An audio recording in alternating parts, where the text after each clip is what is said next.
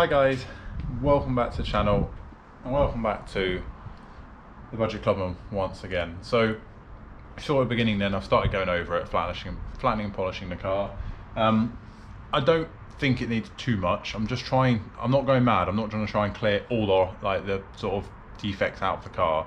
I'm going to just try and get it as nice and smooth as possible so it's a good usable car. So anyone that's watched the video of me painting it will know what I mean by the little bits and pieces in the paint. Anyone that hasn't, go and check that video out because you'll then sort of work out what I mean. So basically all the flat surfaces, so the tops of the wings, the bonnet, which was done in my back garden, the roof, they've all got like a few bits of dust in them and bits and pieces where as soon as the paint lies, anything about in the air will just stick to it. Anyone that's painted anything will know that. So I'm not going mad. Like, you've probably seen me then, I've just done the tops of the wing because the actual side of the wings come out really well. The sides of the cars come out really well because it's not a flat surface for anything to lay on. So I'm focusing on the parts that are really sort of bugging me the most, and you just see me then start to flat out that run. So what we'll do is we'll whip around the car now and have a proper look at it.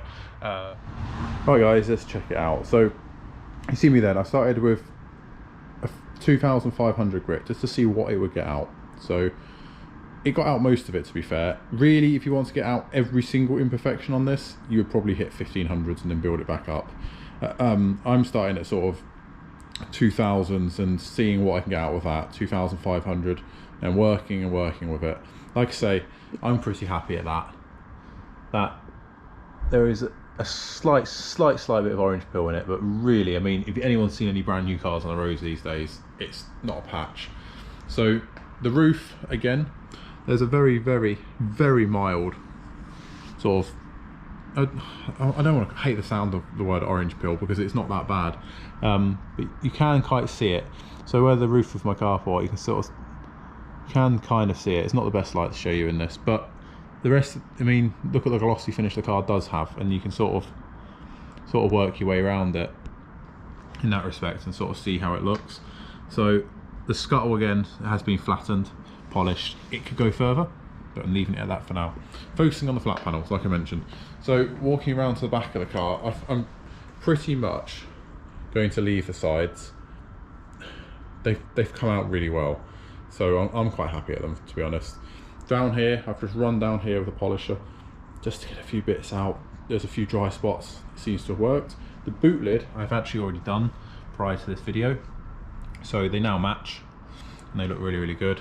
That came out absolutely spot on out of the gun. That is not been touched with an ounce of polish, and it looks absolutely great, so I'm happy with that. The roof, you can probably sort of tell a little difference now. So about here I've polished, there I haven't. So obviously you've got the horrible little speckles of polish everywhere, but there is a noticeable difference between me so I haven't, if you watch the beginning part of this video, you'll see that I didn't actually flatten the roof. There's a reason for that, is I don't want to go too far with it because it doesn't need a full flat. I've just focused on the high spots. So like there's a very slight bit of dust in the paint. So try and zoom in for you guys. You see it? There you go. So there's a very slight mark in it there. All these little speckles here, all bits of polish, they just rub straight off. There's a little few bits of dust in there. So we could probably get a bit further, like I say. The run looks much better, but I've got to go a little bit more to get it out. But it was, I mean, I can run my hand over it and pretty much not really feel that now, but it was quite a lip. But it's really annoying because it's the only run I got in the whole car when I did it. So I'm going to take a little bit more off that, but it is noticeably better, and from a distance you can't see it, whereas before when it was up to it you could see it. Walking around the back of the car, it's a bit dry in areas, but again the polish is just taking that dry bit off. Basically the dryness is an overspray, or not enough paint, but I thought that was the worst. The not enough bit was the bit I was worried about.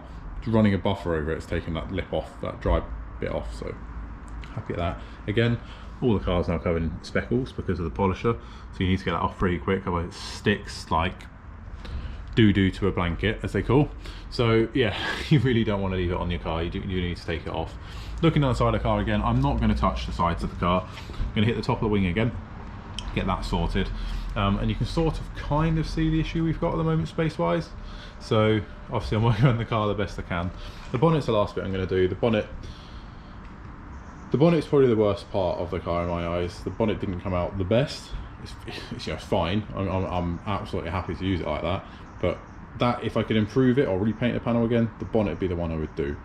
So we're going to focus on the rest of this and try and get all this buffing sort of compound off it, and then sort of focus on the areas that really need the attention. Like I said, I'm going to take the high tops off, basically denib it, as they call it, and go around there. The polish I'm using has been supplied by our sponsors Frost. This is the G10 finishing compound, so you should really go around with the G3. So off camera I have hit the worst points with G3. I didn't want to make a whole detailing video because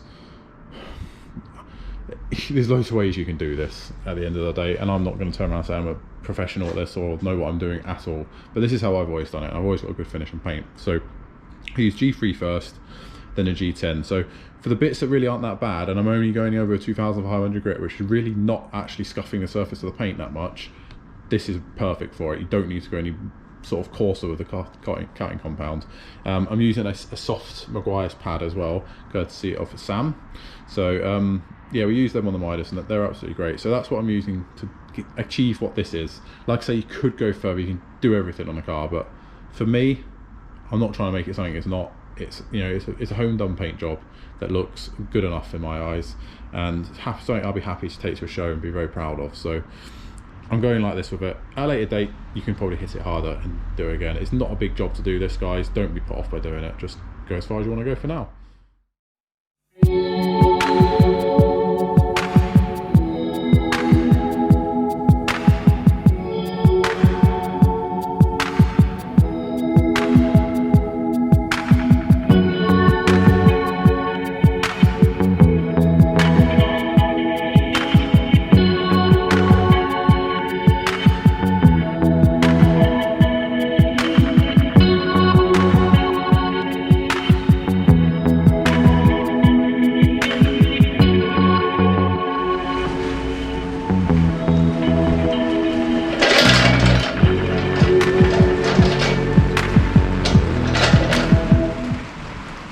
Right guys, so that's the end of this episode. We've lost the light and the heavens have opened. Luckily I do have a carport, so we've managed to finish the work.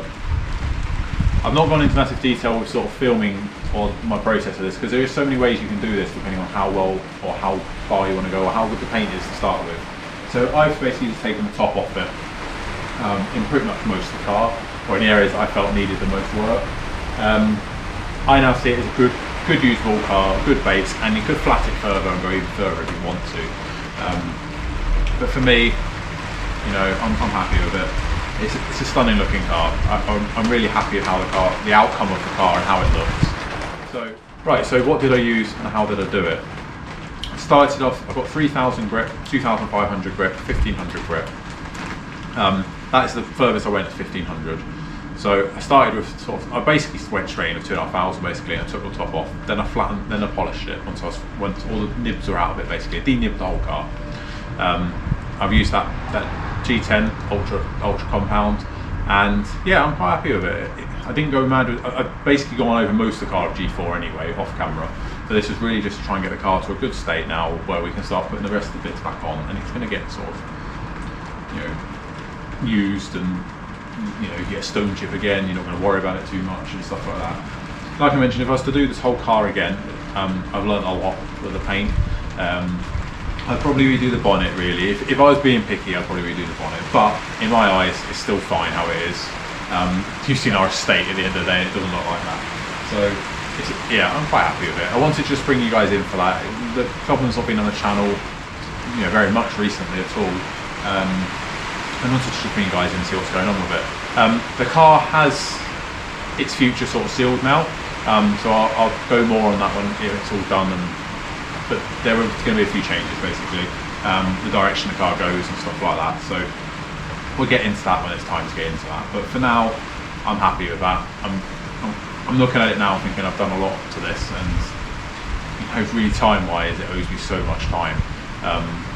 Which you don't get back out of the car. You just don't get that. You do it because you love it. And I've saved an accident-damaged car from basically disrepair and scrap and not being able to go on the road again. So I'm pretty happy at that. So stay safe, guys. Catch you in the next one. We're going to be back on the MPI very soon.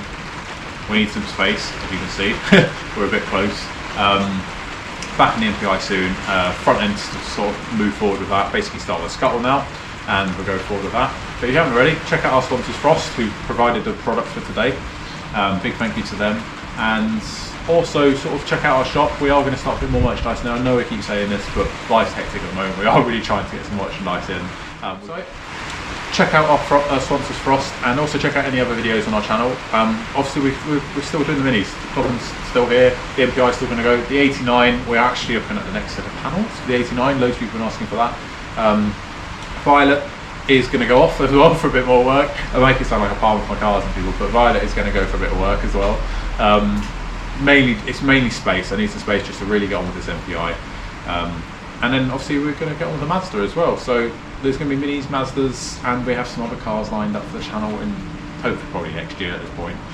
So yeah, we've always said we're not going to be a mini channel completely. We are going to always have minis on the channel, but we're going to have other cars as well. So obviously the Mazda's out now.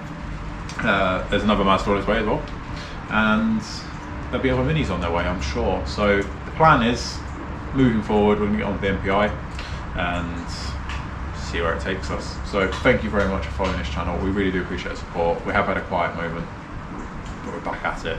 We're going to do as much as we can. We're trying to get a video to you every week, and yeah, stay safe guys. Thanks for supporting.